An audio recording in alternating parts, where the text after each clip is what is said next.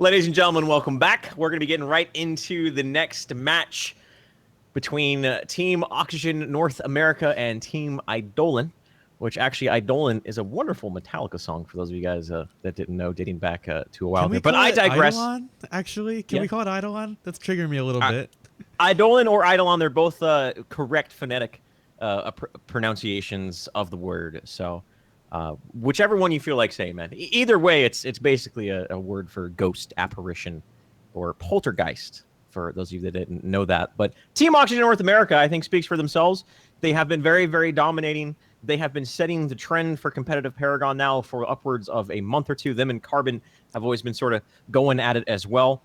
And so I expect them to be the favorites in whatever matchup that they are in here.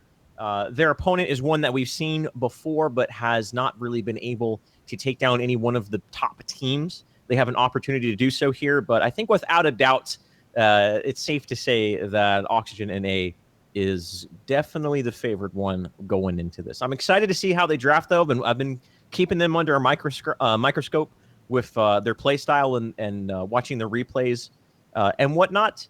And they are doing some very interesting things that other teams aren't even willing to experiment with.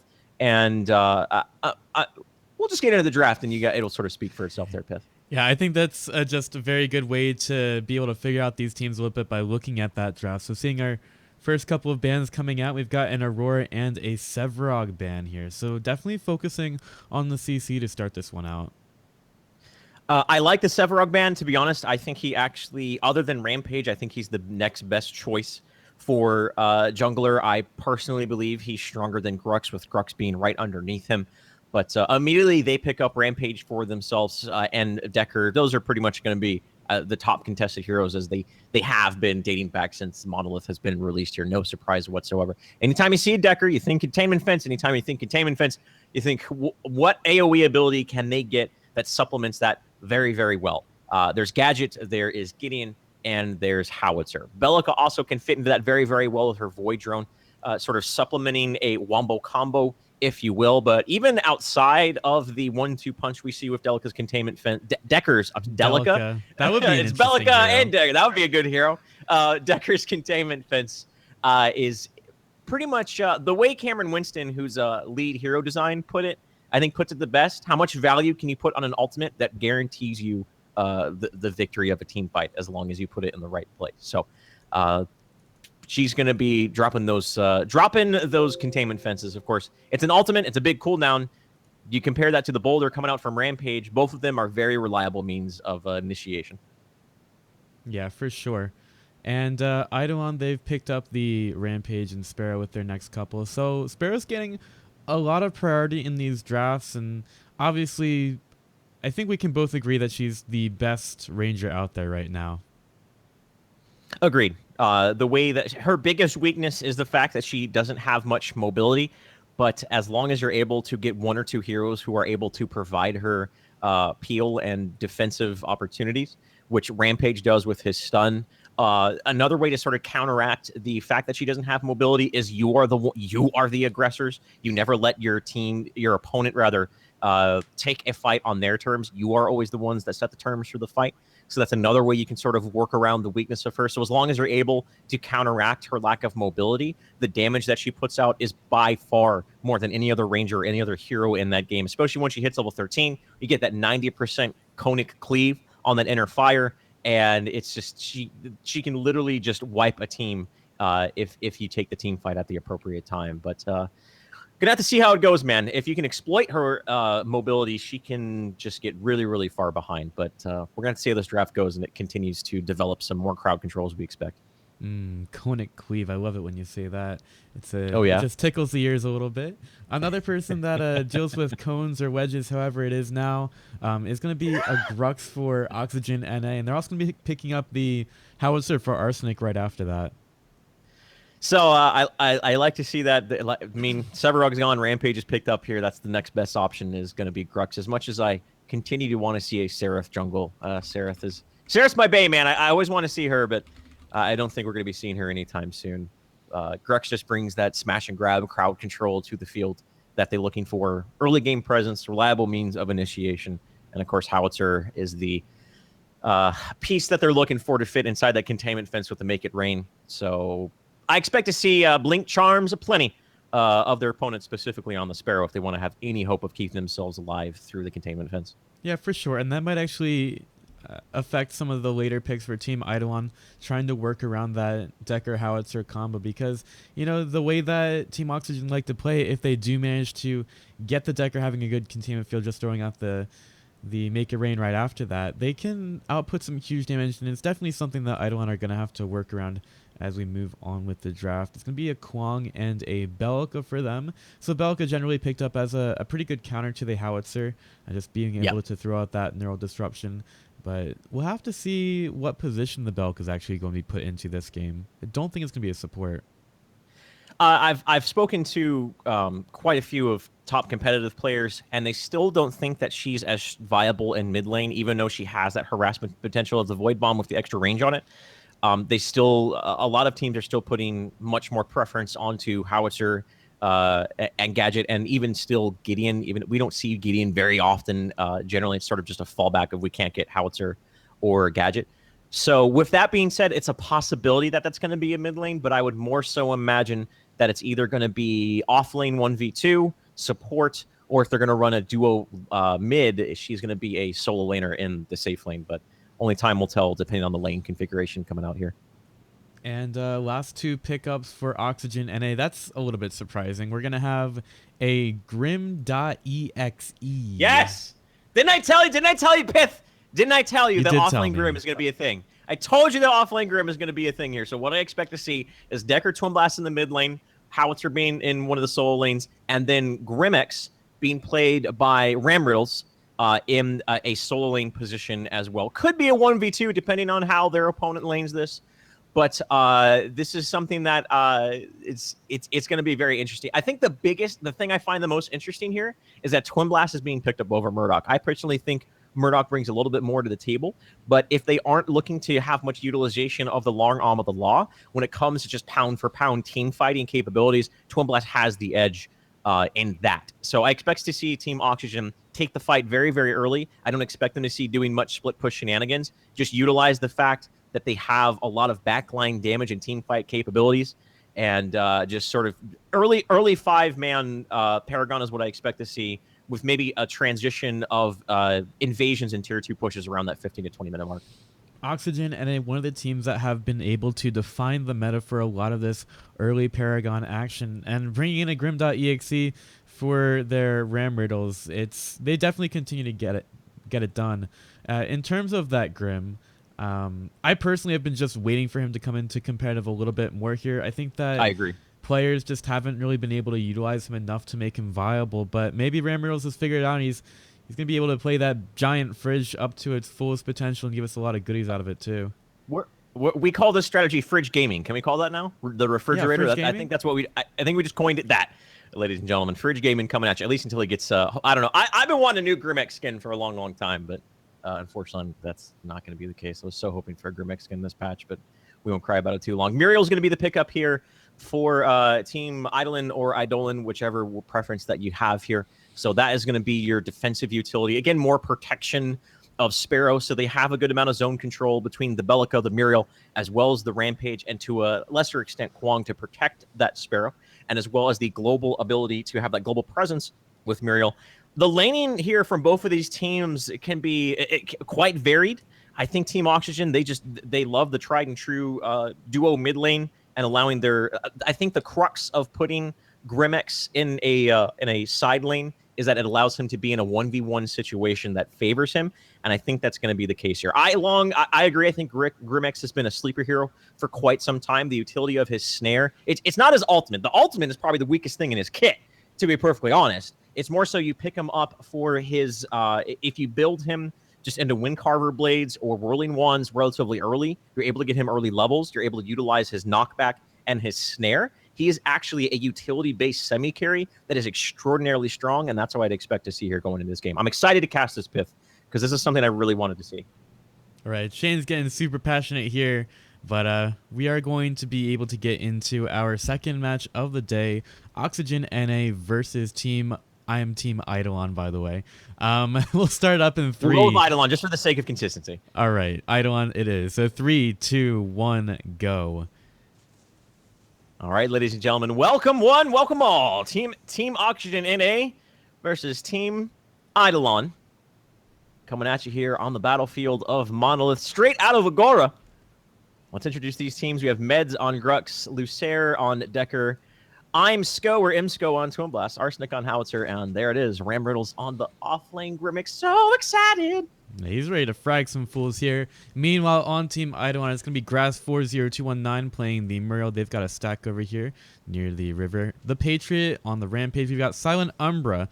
He's going to be handling the Sparrow. King Saranthos going to be playing that Belka with a nice purple skin. And then finally, BuzzTech. He's going to be praising the sun as the Kwang.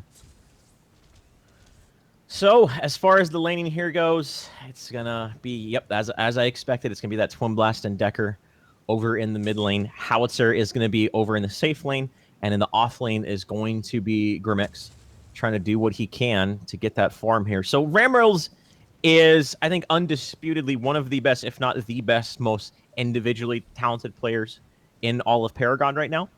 So, maybe that's why we see him being put into this position of he's just so good we can run him in this sort of lane. But I think there is more merit to this strategy than Ramriddle's just being really, really good. So he is going to be in a 1v2 situation. As long as his team is able to call out those early rotations from their opponent's jungler, he should have he shouldn't be getting ganked too much. Warding already, well, not so much for them, but more so for their opponent. But we're just going to have to see. As long as he plays it safe, should be okay. And it's Kwang versus Howitzer on the other side of the field here. So that's an interesting matchup that I think overwhelmingly is going to favor the Howitzer throughout the laning phase here, Pith. Ramriel's getting taken quite low on the right side. And that's going to force out the teleport back. But in the mid lane, we've got a lot of damage going on. Yeah, this is not a good time right here for that Belka is going to need a lot of support. So I like that Patriot's rotating over. But obviously, if you're going to be rotating there, you don't want to be taking so much damage that it's forcing you out of there and allowing your mid laner to get exploited here. That's one of the biggest advantages of this 1v2 is if your opponent doesn't know how to play around it, then your mid laner actually just gets their farm completely stunted here. And it is a mid lane Belka, which I didn't expect to see. Belka can do okay in this lane, but it's not like she has reliable means of creating space for herself outside of that seismic assault. So due to the fact that she's going to have to play more defensive than anticipated, that's really going to just stint Belka's growth, not only in her card experience, but more so in her levels as well. She's not going to be able to always be soaking up that experience that she desperately is going to need here. 3 minutes, the river buffs are spawning. It is going to be a purple buff. Smash and grab as well as the Decker Sun is there. Seismic Assault, the boulder onto Meds is going to provide the peel that she needs to get away. Imsko's in quite a bit of trouble here. Getting swiped down. Uses the dash to get away, but Piercing Arrow coming in. Silent Umbra. Well done right there. That's the big strength of Sparrow in the early parts of the game is Piercing Arrow has a big long range, and you can't really avoid it. And with the arrow on the mark, Sparrow's going to be picking up the first blood. And this is what you can expect against Oxygen NA. We have a big rotation over to the river. Team Idolon putting a lot of importance on those early. But meanwhile, we just still have Arsenic and Ramriddles farming in the lane. So obviously, Oxygen NA will get outnumbered quite a bit with Arsenic taking some damage here, but he turns it around. Oh, yeah. That is the... You got to respect the knock-up from Howitzer. And they went in. They got... I think their eyes got bigger than their stomach right there, Pith. And just knocked into the tower, the R2000 rocket. And that was a... Going... If the position was more like this here in the lane, I think that gank would have been much more viable to do. But you can't ever try to dive that near of the rim of a tower against a Howitzer, because any Howitzer who is worth his salt is always going to knock you up. And if not, punish you hard and force you back at very minimum, at least get that kill. That's exactly what happened there. So already, Arsenic off to a very good start in a lane that otherwise really shouldn't favor him with that 1v2. Yeah, you absolutely have to respect the Howitzer, and I don't really think that Team Idolon cared about him too much. They're underestimating the skill of the player. He gets the landmine back, and that just goes to show how difficult it can be to gank a Howitzer. He gets a little bit more of an advantage in this lane. Talking about the mid lane, as there is a bit of a rotation onto the Kwang, is getting really aggressive, actually. I'll let you handle that one. He's underneath the tower again. I feel like a smash and grab should be the death of him. The tether is there, but he's going to pull him right back. They're just playing juggle the Kwong at this point in time. Rocket from our... There it is. There's the Arsenic R2000 rocket. So Kwong goes down very quickly. Within a matter of about 60 seconds, Arsenic picks up 2 kills onto the Kwong. And he's been just not having that good of a lane. I expected Howitzer to really run away with that lane. I think BuzzTech isn't respecting the disadvantage that he has inside of that lane, is just playing a little bit too over-aggressive. He's really going to have to start pulling it back a little bit here, or he's going to find himself behind significantly within the next couple of minutes. Mid lane, they continue to be all about rotating around these buffs in the odd minute there. Imsco with the blue buffs has that damage, but more so it's just securing the farm and controlling middle is the entire base of the strategy of putting your support and your carry in the mid lane. Allows you to control the river buffs, allows you to fall back to the Raptors once that timing and power curve has been achieved. And that's sort of where the biggest priority of the main objectives in the early parts of the match are in the mid lane. And that's why we see that. Imsco hits the boulder, as well as gets Seismic Assault. Not going to be able to secure the kill, but Rhyme Riddles on the other side of the field is able to pick up a kill on Sparrow. Even with the Muriel there, just simply not the case. And that's just Ram Riddles. We call that Ram Riddles things right there, my man. That's what he does. Yeah, that's just what happens whenever he picks up the game, goes into Paragon, and gets into a 2v1 lane. I don't even know how he just ends up finding these kills, but he does. It's just what happens when you see a guy named Ram Riddles playing this game of Paragon and easily getting the 2v1 kill. It's just what he does. It's like, what was that? It's what you do? Yeah, pretty much. So BuzzTech is once again dancing with fire here as he was farming right underneath the rim. Mid lane, who cares about that? I imagine there was a smash and grab involved. I imagine there was a smash and grab involved with that death of the Bellica. Yeah, Stasis green buff has just spawned.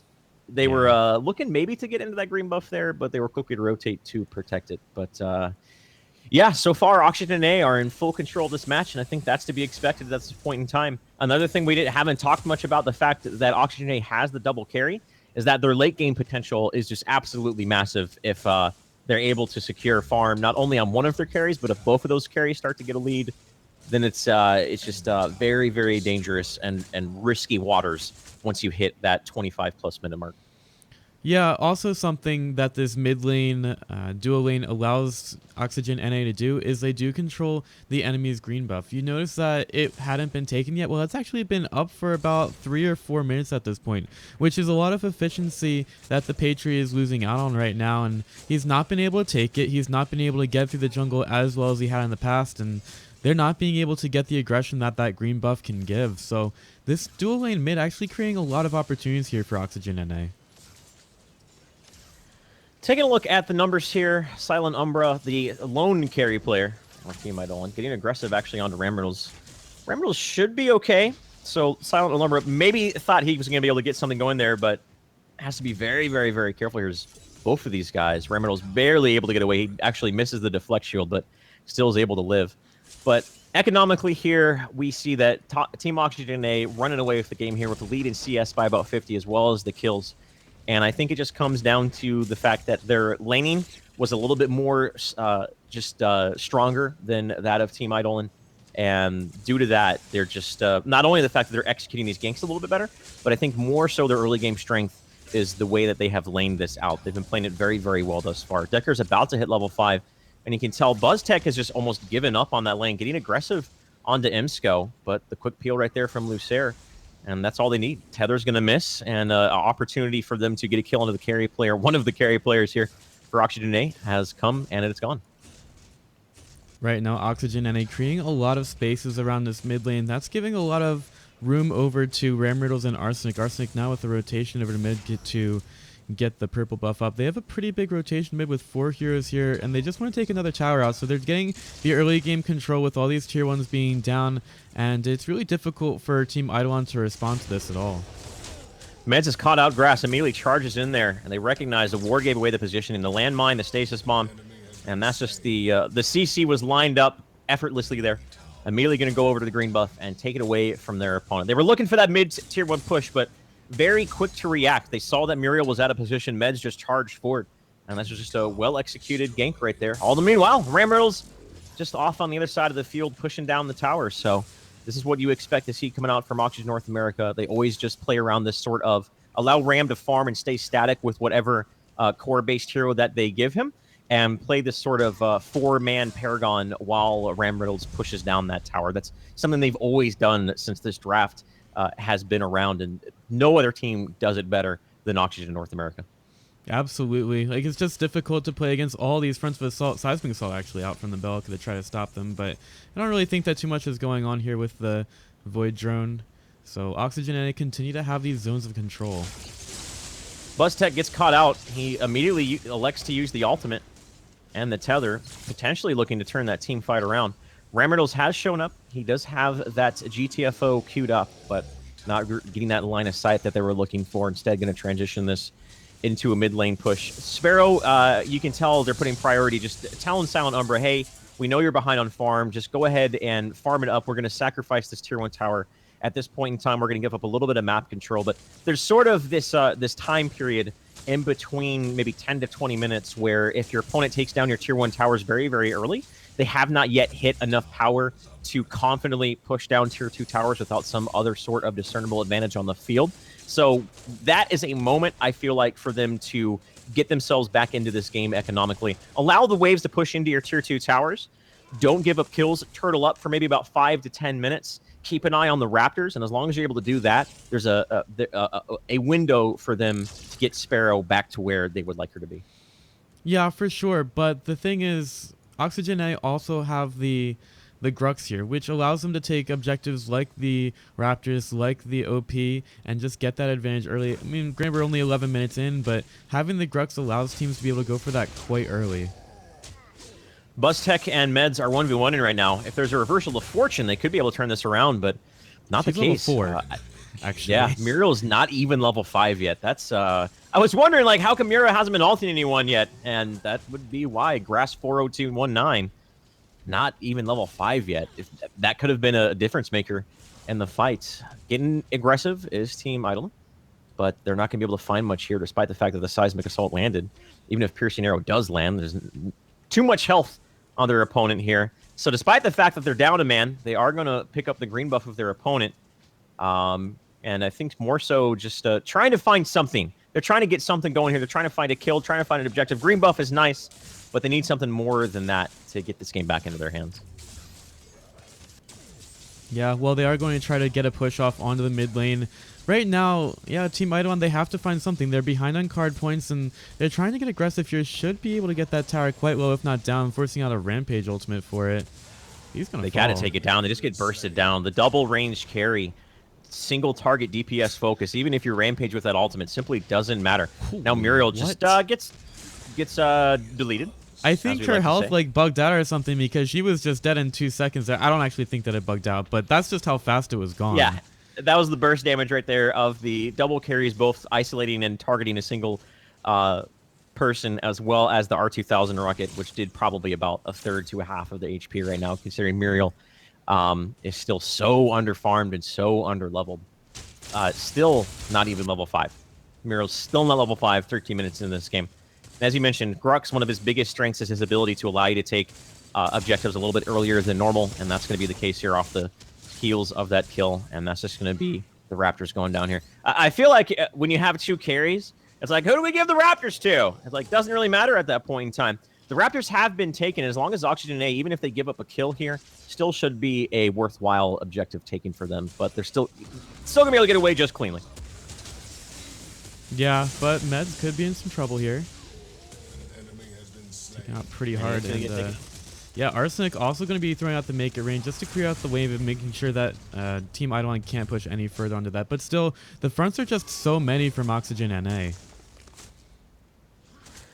Yeah, it's, I mean, not sure what you can do. Finally, Muriel's level 5, trying to stay away, but the lead which has been taken is so big. Ramuriel's getting a little bit overzealous there. He's pushing down that tier 2 tower pretty much all by himself and without any vision. He was like, whatever, I'll just push it down, and if I die, I die. It's perfectly fine. Because the map control that they've been granted from that is significant. Now Imsco gets taken out too. Oxygen A might be getting a little bit ahead of themselves here. Yeah, a little bit of sloppy play. The shot calling is starting to break down a little bit right there for the team. So they pick up 3 very important kills. And finally, they're able to find something in this game, Piff. They've been looking for that for the past 15 minutes.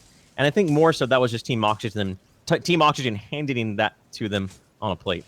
Yeah, I have actually no idea why Oxygen NA decided to stay on the map. It was a lot of greed from them. I don't think any of them had a whole lot of mana to speak of at all. So they went in the lanes to try to farm, and then Team Eidolon were able to actually work on all those different fronts, trying to get a couple of kills. So they did take a couple of kills there, but still they have a long way to get back into this match.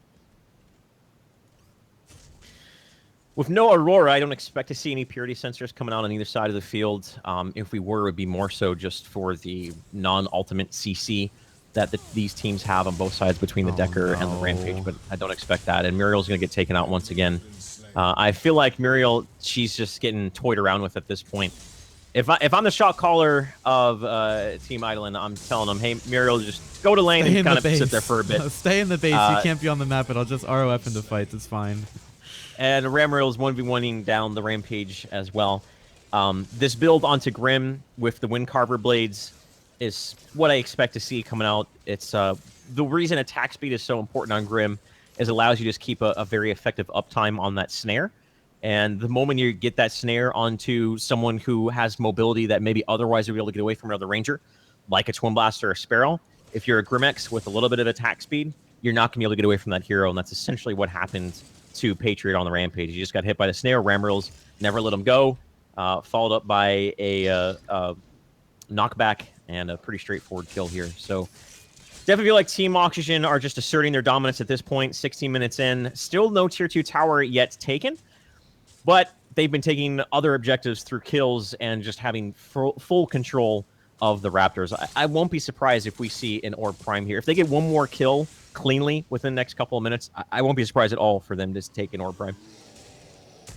Yeah, I mean, they've got just so much going for them right now. I think it was just that last set of kills that's kind of delaying them at this point. They still can get a couple of levels up, and it looks like we have something happening near the buffs.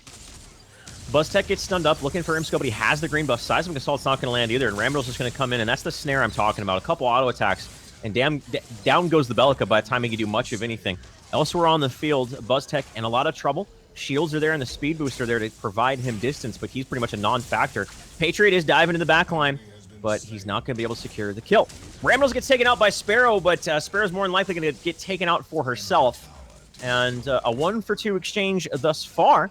Going a little bit better, I think, for them than they ever expected. Patriot is on the hunt for meds, but he's going to be able to get away and charge away. But don't forget, yeah, that was a 4v5.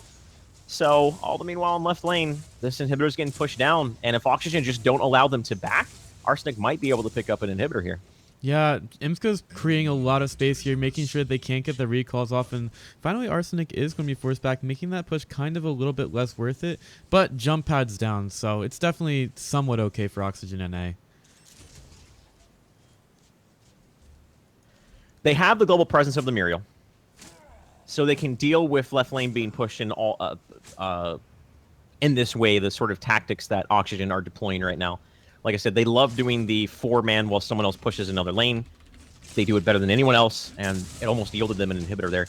Even with it being a 4v5, they still came out of that exchange favorably. Ramriels went down, but they were able to pick up the kill onto Rampage as well as the Sparrow. So even with that, they still find themselves in a great, great spot here. Looking at the deficits here, Silent Umbra is the only person on the side that has any semblance of farm whatsoever. He is doing a good job. Silent Umbra's doing a good job of keeping up with the other carry players of Imsco.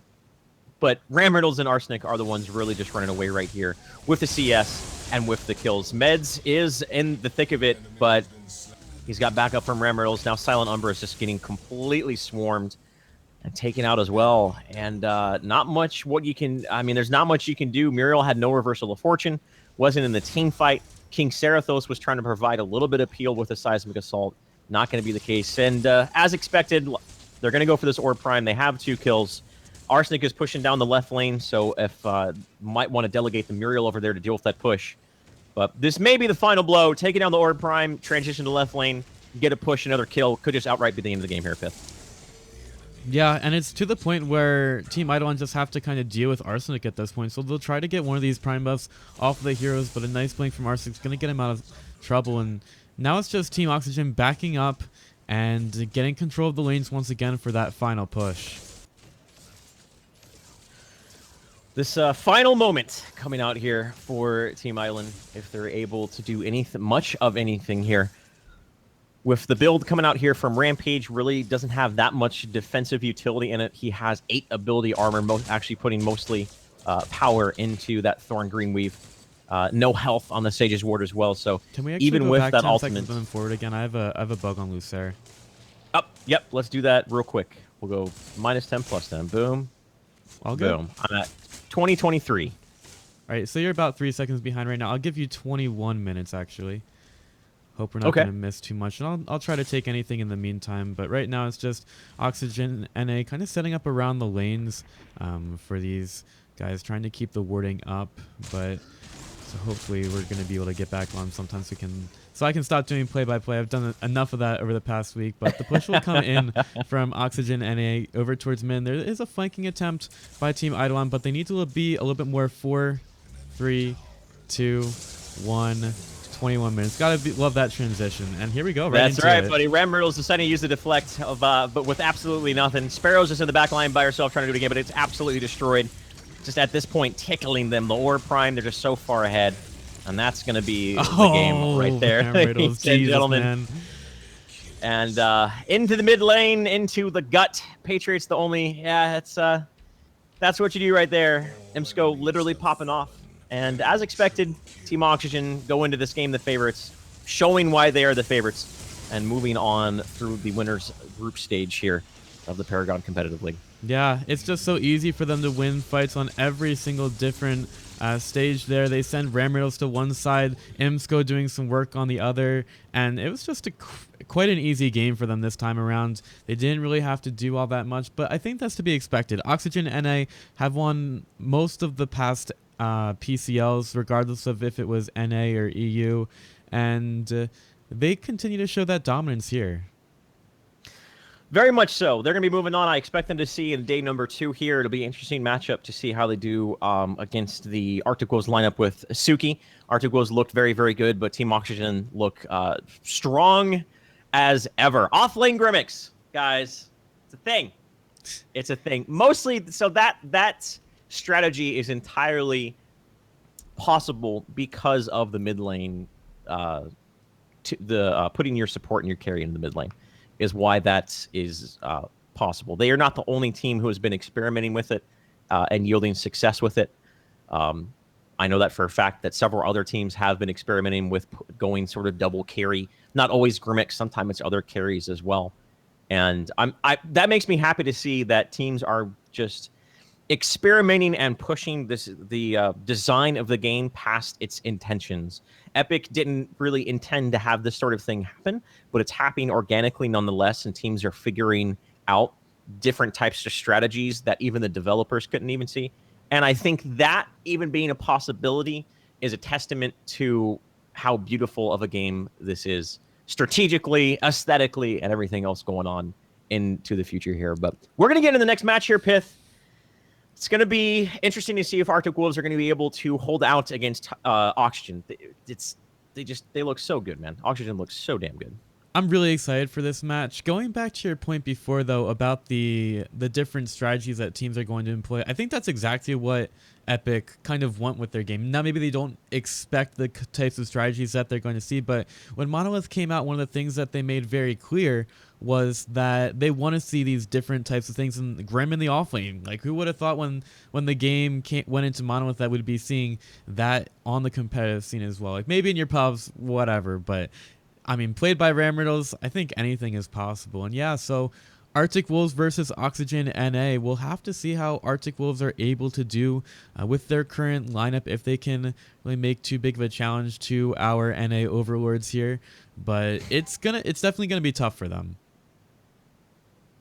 Only one way to find out, and that's to get into this match. Guys, don't forget, you can contribute to these teams. Head over to the Match Arena, and anything that you're willing to do is amazing.